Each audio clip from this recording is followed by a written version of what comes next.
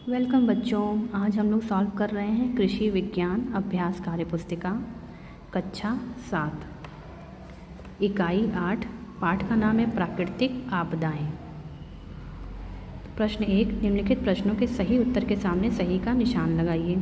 पहला है मानव द्वारा प्रकृति से प्राप्त वस्तुओं को कहेंगे, क्या कहेंगे? प्राकृतिक संसाधन। प्रकृति जो कुछ भी हमें देती है उसके आगे प्राकृतिक लगा होता है, और मानव जो कुछ भी बनाता है उसके आगे मानवीय लगा होता है। तो मानव द्वारा प्रकृति से प्राप्त वस्तुओं कहेंगे प्राकृतिक संसाधन। प्राकृतिक आपदाएं आती हैं प्राकृतिक संतुलन बिगड़ने से। इस इकाई में हमने प्राकृतिक आपदाएं पढ़ी। कौन कौन सी पढ़ी? बाढ़, भूस्खलन, सूखा। तो राइट आंसर हो जाएगा उपरोक्त सभी। बाढ़ आने का प्रमुख कारण क्या है? पहाड़ों की बर्फ का पिघलना। भूस्खलन और बाढ़ के कारण हजारों मनुष्यों और पशुओं की मृत्यु हुई थी। कहाँ पर हुई थी? अलकनंदा में।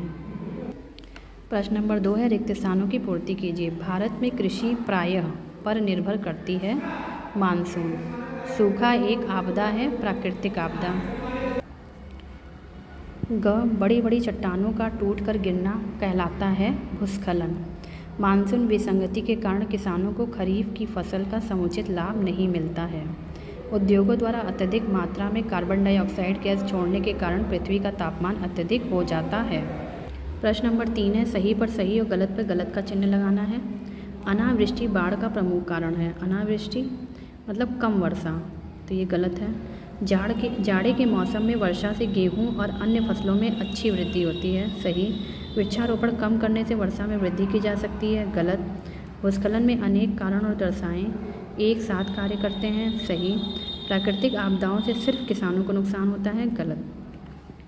क को ख से मिलाना है बाढ़। बाढ़ आता है अतिवृष्टि से, मतलब ज़्यादा वर्षा से। सूखा अनावृष्टि मतलब कम वर्षा। भूस्खलन चट्टान खिसकना। अलकनंदा जो घटना हुई थी वो 1971 में हुई थी। कृषि मानसून। प्रश्न नंबर 5 है आपने अति लघु उत्तरी प्रश्न। आपने इस इकाई में कौन सी प्राकृतिक आपदाओं के बारे में जाना? बाढ़, सूखा, भूस्खलन। भारत का कौन सा भाग बाढ़ से अधिक प्रभावित है? भारत का उत्तरी भाग एवं पूर्व समुद्र तटीय क्षेत्र। सूखा एवं मानसून के संबंध में दो मुख्य बातें हैं, दोनों में घनिष्ठ संबंध है। मानसूनी वर्षा कम होने से सूखा पड़ता है और मानसून की देरी से भी सूखा पड़ता है। भूस्खलन क्या है? बड़ी बड़ी चट्टानों का टूटकर गिरना। प्राकृतिक आपदाओं से सुरक्षा के 3 उपाय बताइए। वृक्षारोपण, वन संरक्षण, जागरूकता फैलाना। प्रश्न नंबर 6 है एक शब्द में उत्तर लिखना है। जल भराव एवं अतिवृष्टि के कारण आई प्राकृतिक आपदा बाढ़। अल्पवृष्टि या अनावृष्टि के कारण आई प्राकृतिक आपदा सूखा। पहाड़ी क्षेत्रों में चट्टानों का टूटकर ढाल में गिरना भूस्खलन।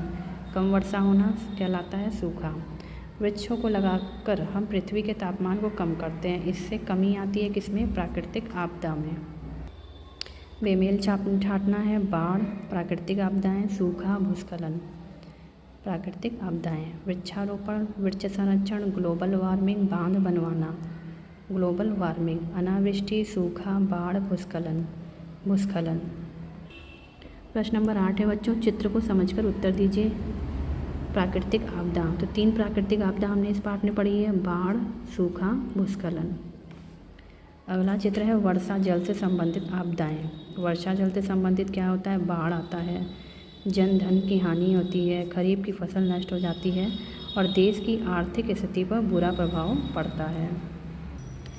भारत में भूस्खलन से प्रभावित प्रमुख शहर चमोली, उत्तरकाशी, पिथौरागढ़। प्रश्न नंबर 9 अंतर लिखना है। बाढ़ एवं अल्पवृष्टि। बाढ़ क्या होता है? अतिवृष्टि के कारण जल स्तर का बढ़ना। अल्पवृष्टि कम बारिश होना। अनावृष्टि अतिवृष्टि। अनावृष्टि कम वर्षा, अतिवृष्टि अधिक वर्षा। भूस्खलन सूखा। भूस्खलन कैसे होता है? बड़ी बड़ी चट्टानों का टूटकर गिरना। सूखा अनावृष्टि के कारण वर्षा में कमी। वृक्षारोपण की उपयोगिता पर 5 बिंदु लिखिए। पहला है O2 यानी ऑक्सीजन की मात्रा में वृद्धि होती है, भूस्खलन में कमी होती है। CO2 यानी कार्बन डाइऑक्साइड की मात्रा में कमी होती है, वर्षा में वृद्धि, प्राकृतिक संसाधन में वृद्धि। Thanks for watching. Please like, share and subscribe my channel.